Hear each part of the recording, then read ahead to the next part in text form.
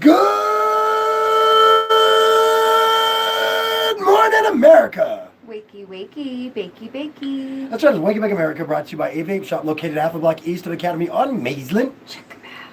Now, of course, this hour brought to you by Apothecary Farms. That's right, with 3 locations across the Front Range. Apothe's on Broadway. That's right, South Broadway in Denver. Delta Drive in the Springs, and at 1917 Santa Fe in Pueblo. So, no matter where you're at in the box state, you got it. We got you, boo. We got you, boo boo. We got you, shababa. So, it is time for the Monday morning cannabis report. Sorry.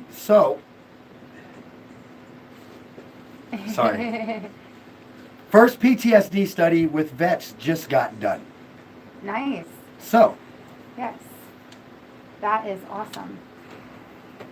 if you didn't read it, there's no point. So, after a decade of working on the first FDA approval trial, the FDA is examining the effects of THC and CBD on the symptoms of PTSD.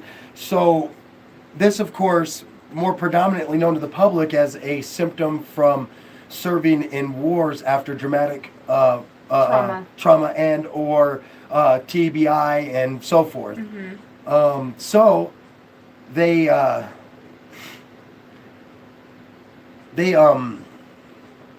want to quote what they said because it's probably better if I say that. So, we are proud to have persevered through these regulatory hurdles independently of hospitals, universities, and the VA system. And I think that that's important because this allowed them to get their study and you know, of course, they of course did their press release. Right. Now, the research began back in January of 2017. We broke the story Yes. here on this show. Phoenix, Arizona, Scottsdale Research Institute was the one who started doing it.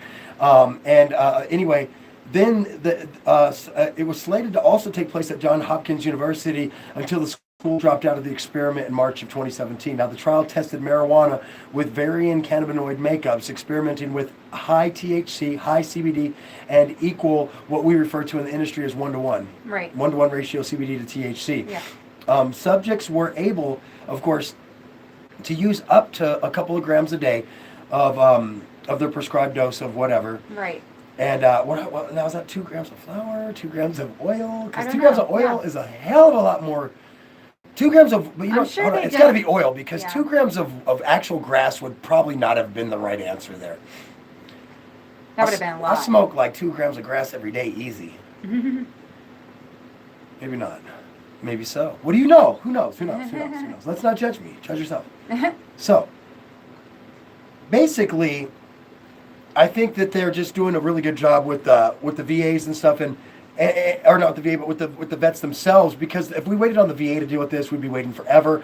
I don't know this personally, but I know this from a grandfather who has to deal with the VA, uncles, and of course half my friends who all say the same thing about the VA. It's like you're liable to die before you get into the VA. It's so sad. Yeah, that's very sad. High Times was talking about how there were challenges that had to be overcome too, which involved like serious struggles recruiting vets and so forth. But because none of Arizona's public university hospitals nor the VA were willing to assist with recruiting veterans for the study, enrollment was slower than expected. And much more. Yeah, so much that last fall it looked as if we were going to have to end the study prematurely, they say. Wow. Well, I think people should probably know too, though, that the other side of that is that not only that, but you know, back in the day, the vet was threatening to take repercussions if you were using, you know, there's little things like don't publicly use it and you're okay or whatever. Yeah. Fortunately, a number of Arizona veteran groups stepped in to find the rest of the 76 subjects needed to make a scientifically viable study. Good. So, Well, good, yeah. because I think people that don't suffer these same ailments as veterans do, they just don't. You don't got a clue. And I also think that you know, right alongside the board of doctors that makes these decisions, I think you should have some people on those same boards or those same groups that make decisions that have the problem. Like if you're going to be making decisions for people that have this problem, I think that the patient needs a say so in this. So the military and the government shouldn't be telling veterans how or what they can do to care for themselves. That's ridiculous. Completely Because you agree. sure as hell don't mind giving them Dilaudid and heroin, dude. Yeah. Ugh, it's blazing. And fentanyl, and I could go on and on and on. On and on and on.